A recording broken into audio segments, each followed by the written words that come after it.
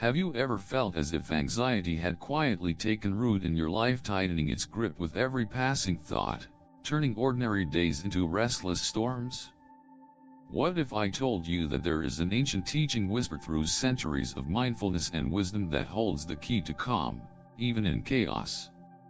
In the next few minutes, you'll discover a timeless truth from the Buddha, one that has helped millions release their fear and return to the stillness within. Stay with me, because by the end of this journey, you won't just understand your anxiety, you'll know how to walk with it in peace. And if you feel a quiet resonance with what's shared, I invite you to subscribe to Lotus of Dharma. Not out of urgency, but as a gentle commitment to your own healing. Now, let us begin not with answers, but with presence. What is anxiety and why does it exist? Anxiety is not your enemy. It is not some shadowy force outside of you, lurking to ambush your peace. Rather, it is a voice from within, one that arises when the heart clings tightly to what it desires yet cannot secure, or fears what may come but may never be. According to the Dharma, the roots of anxiety do not lie in the world itself. They dwell in the mind. When we examine the Buddha's teaching, we come to understand that dukkha, often translated as suffering, dissatisfaction, or unease, originates from tan, or craving. This craving is the thirst of the mind, to possess what is pleasant, to avoid what is unpleasant, to control the uncontrollable. Anxiety is one of the many faces of this thirst. It is what appears when we are unwilling to accept the fluid nature of life.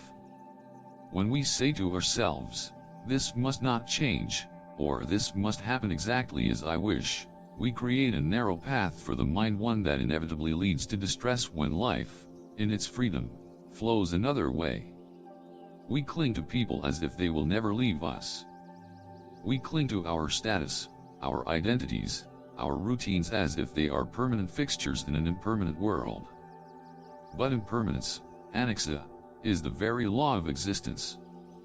Everything that arises must pass away. Even our emotions, even our fears. When we forget this, we suffer. The Buddha never told us not to care. He told us to care wisely. To love without clinging. To hope without becoming lost in expectation. To walk through life gently, not gripping, but touching, aware of the preciousness of all things, but not demanding their permanence. Anxiety is born when we resist the nature of reality.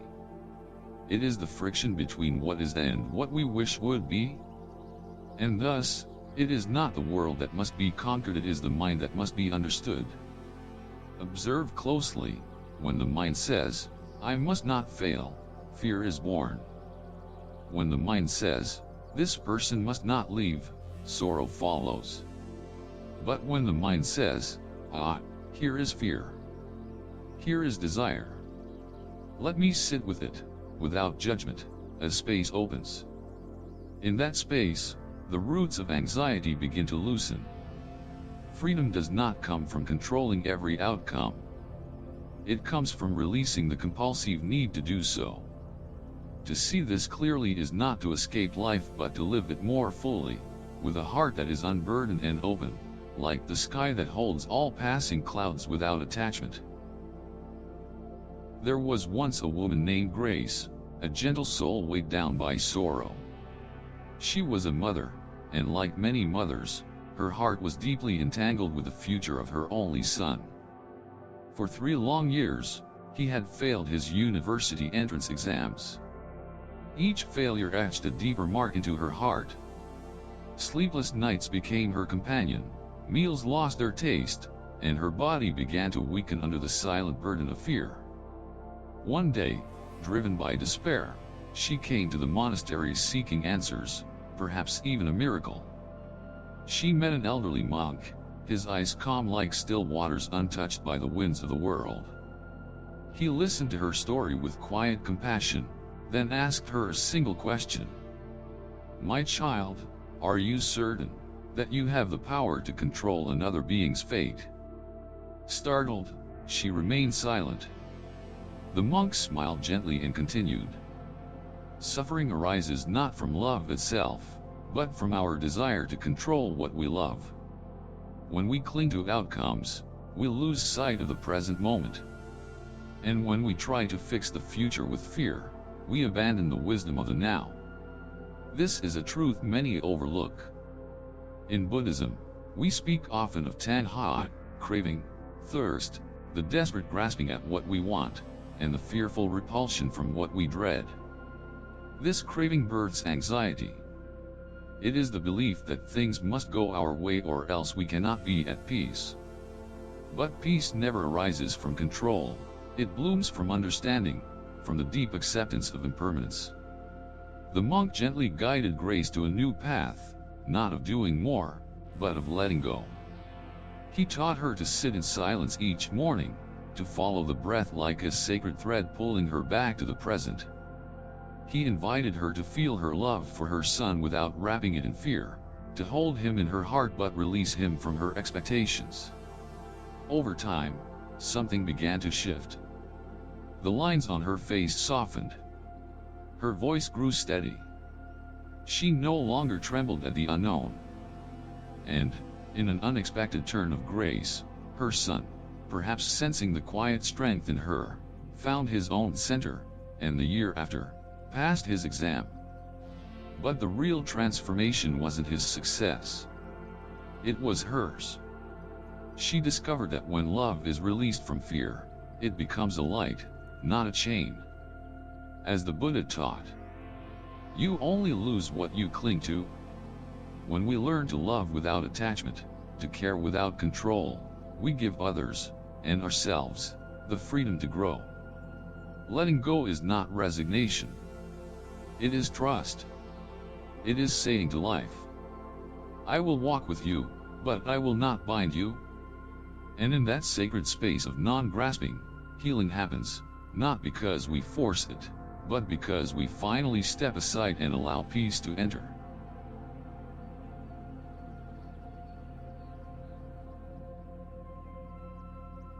The Buddhist way, peace is not found outside.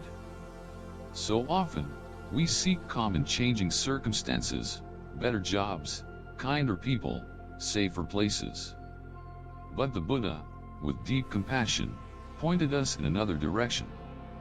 He taught that suffering, including anxiety, does not arise from what happens around us, but from how we relate to what happens within us.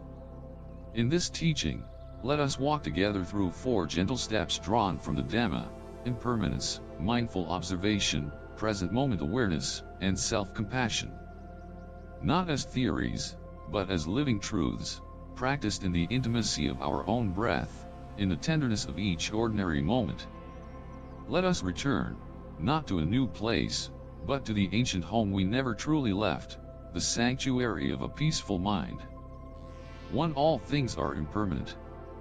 If one were to truly understand this single truth, that all things are impermanent, then one would hold the key to freedom. Everything that arises in our experience is subject to change. The morning dew evaporates as the sun climbs. The bloom of youth fades into the lines of age. Even the sharp sting of sorrow, and the tight knot of anxiety in the chest, do not remain. They, too, pass, like travelers who never intended to stay. The Buddha did not merely teach impermanence as a philosophical idea. He offered it as a medicine for the suffering mind. We suffer not because things change, but because we hope they won't. We fear that what we love will end, and we resist what is painful, hoping it will last no longer than a breath. And yet, both come and go, regardless of our will. Do you see the pattern? When you grasp tightly at pleasure, fear follows close behind. When you resist discomfort, anxiety becomes your companion. But when you learn to see clearly, to simply witness the rise and fall of all phenomena, a quiet wisdom takes root in the heart. This body, this breath, this thought, all are passing. The person you were yesterday no longer exists. Even the one you are now is already fading into what comes next. And so, dear one, do not cling. Be like the mountain, unmoved by the clouds that come and go across its face. Be like the deep ocean, still beneath the surface waves. Let each moment come as it will. Joy, sorrow, excitement, fear, greet them all like old friends who stay only briefly. Bow to them, learn from them, and then let them go. For in that letting go, there is peace. You are not the pain. You are not the joy. You are not even the mind that judges them both. You are the awareness that sees. And that awareness, untouched by change, is where freedom lies. To observing without judgment. A path to inner stillness. When the winds of anxiety stir within you, do not grasp, do not fight. As one does not argue with the rain or command the clouds, so too must we not struggle with the coming of fear. Instead, sit quietly, not in defeat, but in reverence. Breathe as the earth breathes, slow, steady, unhurried. Gently turn your gaze inward, not to analyze, but to witness. Whisper to yourself, a fear is here. No condemnation. No embroidery of stories. Just the simple recognition of what is. This is the essence of bare attention, a teaching the Blessed One offered so many centuries ago.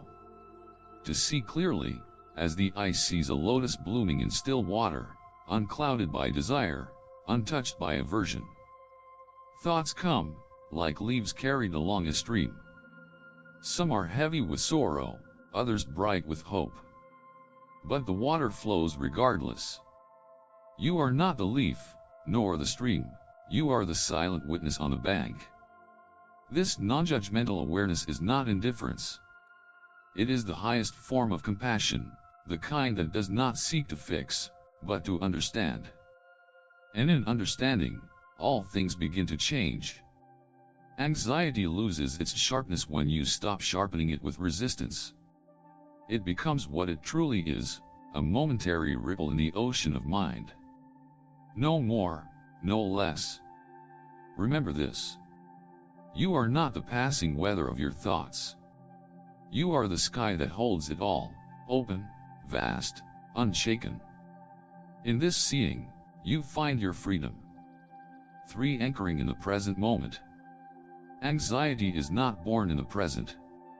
It grows in the shadows of what has been and what might be, the echo of yesterday's sorrow, and the whisper of tomorrow's uncertainty. It cannot survive the light of the now. The present moment, dear one, is like the still surface of a deep, ancient well. It reflects only what is, not what was, not what could be. But the mind, untrained, runs like a wild horse, galloping into imagined futures or replaying the past with regret. And so, we suffer. The Buddha taught that the breath is a sacred refuge, a temple that never closes its doors. Each inhale, gentle, unforced, invites us to arrive. Each exhale, soft, complete, allows us to release. Inhale. You have arrived. Exhale. You are home.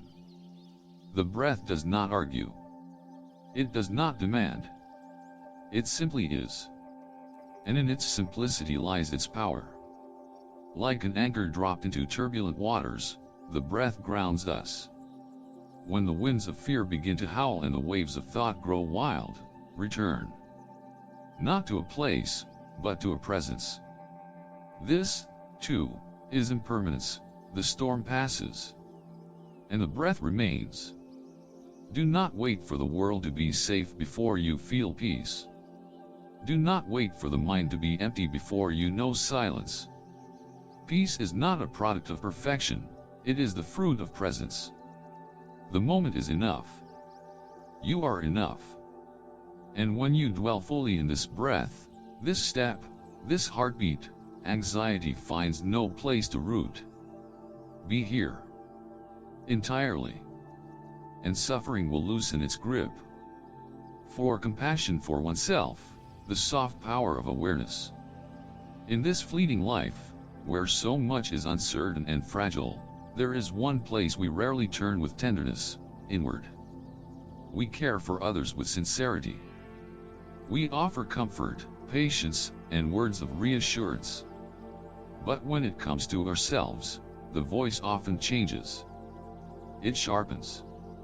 It scolds.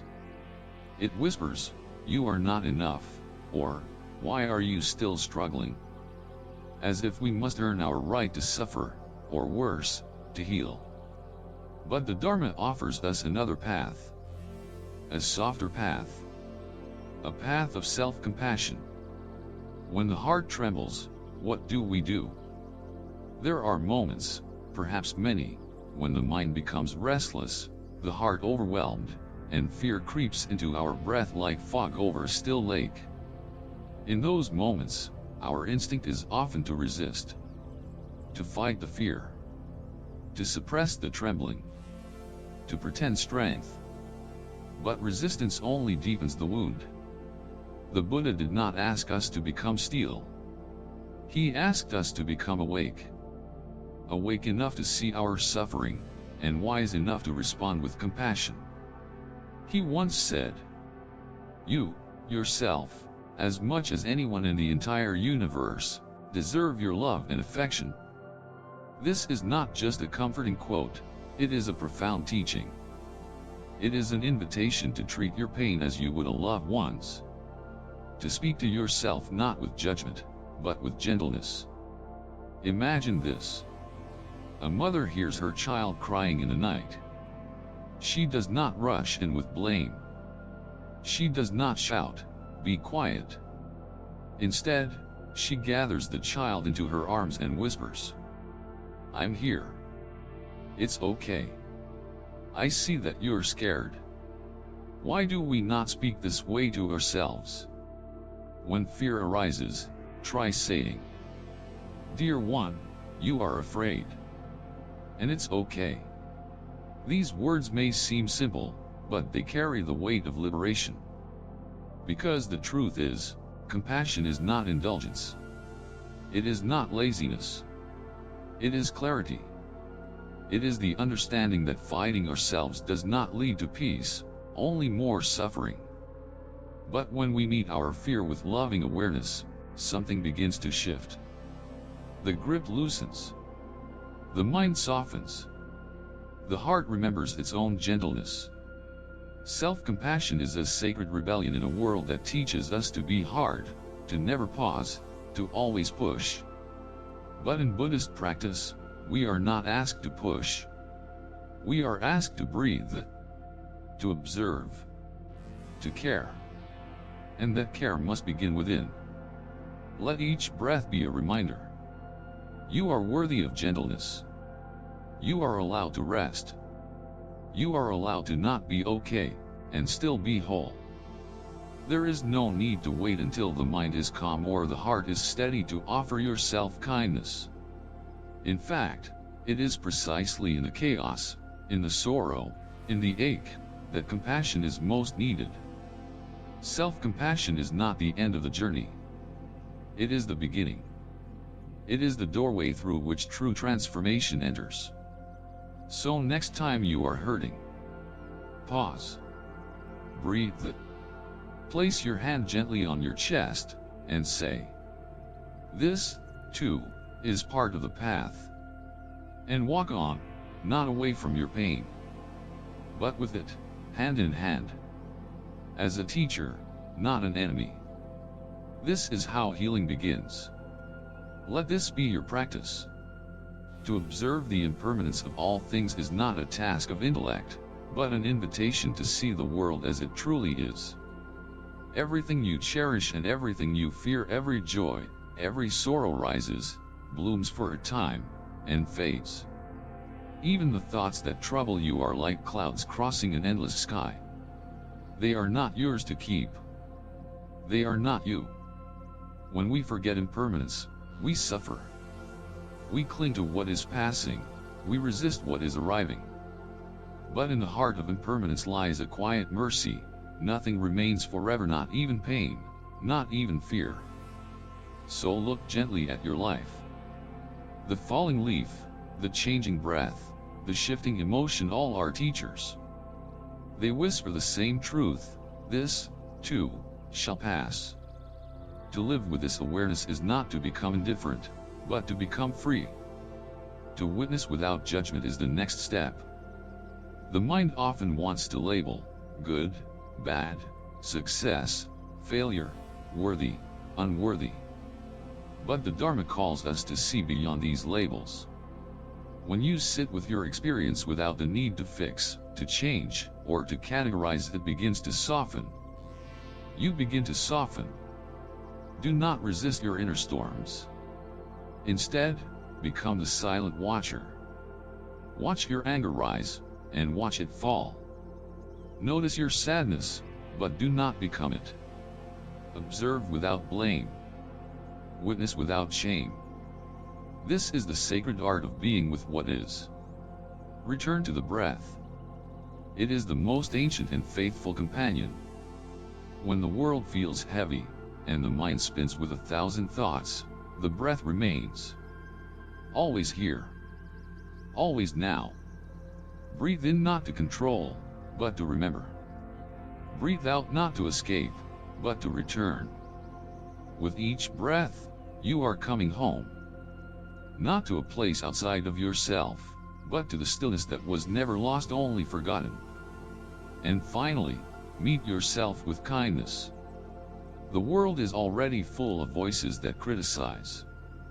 Let your inner voice become a refuge. When fear arises, hold it like a trembling child. When doubt visits, sit beside it without turning away. To offer yourself compassion is not weakness. It is strength. A strength born from understanding that suffering is not a flaw, it is part of the human path. You are not broken. You are becoming. These are not distant ideals reserved for monks in mountain temples. These are living practices, accessible, humble, sacred. In every moment you observe without judgment, return to your breath, and choose kindness. You are walking the way. You are touching the freedom that no one can give or take from you. Stillness is not something to achieve. It is what remains when you stop grasping. It is already within you. Let this be your practice. Let this be your path.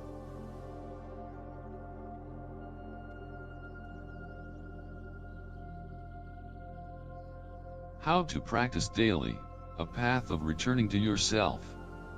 Each day is a new beginning, not in the world outside, but within your own heart. To walk the path of inner peace is not to escape from life, but to return to it, mindfully, gently, and with great compassion. Let me share with you how this sacred return can begin, right where you are. 1. Begin each morning with stillness and breath. Before the world enters your mind, give yourself the gift of silence. Just 5 minutes, sit quietly, let the body be still, and turn your attention inward. Observe the breath as it moves in and out. Nothing else is needed. This is not a technique, but a way of remembering. The breath is your original teacher, always present, always patient. When you sit with it, you remember that peace does not come from solving everything, but from being with everything. As the Buddha taught, as a rock is unmoved by wind, so too is the wise unshaken by praise or blame. Begin your day as that rock, grounded in the breath, untouched by the storms of the world. 2. When tension arises, pause and breathe. Modern life teaches us to react, quickly, habitually. But the path of awakening teaches us to pause. When the heart tightens, when stress enters, do not fight it. Simply stop. Close your eyes if you can. Inhale deeply. Exhale slowly. Ask yourself, what is here now? This sacred pause is where wisdom begins. Feelings are not enemies. They are messengers. Fear, anger, sadness, they come to be known, not to be judged. When you give space to your emotions instead of pushing them away, they begin to soften. You begin to soften. In the words of the Buddha, with our thoughts, we make the world. Let your thoughts be guided not by reaction, but by mindfulness. 3. Remember impermanence, this too shall pass. Everything changes. This is not a source of sorrow, but of freedom. The pain you feel, the worry that clings, the joy that dances through you, all of it is fleeting. To hold on is suffering. To see clearly is liberation.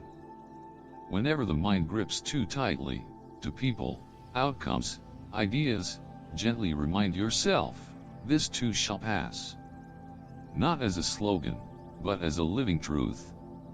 As the river flows and never clings to the banks, so too must we let life flow through us, without resistance, without fear. Impermanence is not the end of things, it is the beginning of wisdom. 4. Create a sacred space for silence in your home. Let there be a corner in your home that is devoted to stillness, a cushion, a candle, a small image of the Buddha, or a stone that holds meaning. Not for decoration, but for remembering. When you pass by this space, your heart will remember, I can come back. Back to breath. Back to being. Back to what is true. This small space becomes a mirror of the space inside you, a quiet refuge untouched by chaos. As Thich Nhat Hanh once said, to take care of the present moment is to take care of the future. Let this corner be your reminder to care for this moment. To practice daily is not to be perfect, but to be present.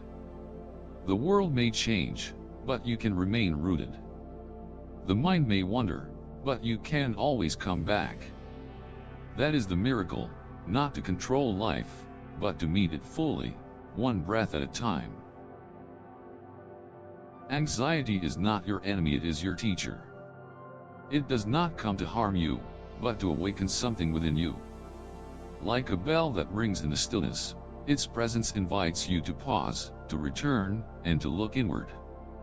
When fear arises in the heart, the ordinary mind wants to push it away or identify with it. But the awakened mind sees differently. It sees that fear, like all mental formations, is not self. It is a passing cloud in the vast sky of awareness. You are not the cloud, you are the sky. Spacious, unbound, untouched by the weather that moves through it. The Buddha taught, Sabsakranasi, all conditioned things are impermanent. What you fear today may disappear tomorrow. What you cling to now may dissolve in the next moment. To see this truth is to loosen the grip of craving and aversion, the very roots of anxiety. Non-attachment is not indifference. It is the wisdom of holding life gently, knowing that nothing can truly be possessed, not people, not moments, not even our own emotions. And when we stop grasping, suffering loses its hold. To walk the path of peace, you must not wait for peace to come. You must practice peace, moment by moment. Each breath becomes a step on the path. Each thought observed without judgment becomes a gateway to liberation. Compassion, especially toward yourself, is the fertile soil in which peace grows. When anxiety visits, instead of resisting it, offer it a seat. Say, I see you, old friend. You are welcome here. And then breathe. With each breath, you reclaim your center. With each breath, the storm passes. Peace is not a destination, it is the path itself. You do not arrive at peace. You cultivate it, like a garden, day after day. And in doing so, you realize that the stillness you were seeking was within you all along. If you've walked with me until this final breath of the teaching, then know this: peace is not something you chase, it is something you remember. Anxiety is not the enemy. It is a bell of awakening, a reminder that somewhere along the way, you forgot your own vastness. Now, you have the tools to observe, to breathe, to let go. And in letting go, you return not to a new place, but to the ancient stillness that was always within you. If this journey spoke to something in your heart, I invite you to gently subscribe to Lotus of Dharma. Not just to hear more teachings, but to be part of a Sangha, a mindful community walking the same path of compassion and clarity. And if you feel moved, share in the comments. What insight touched you most today? What do you now see differently? Remember, transformation begins not in the next moment, but in this one. Take one more breath. You are already on the path. Namo Buddhaya. With metta, always.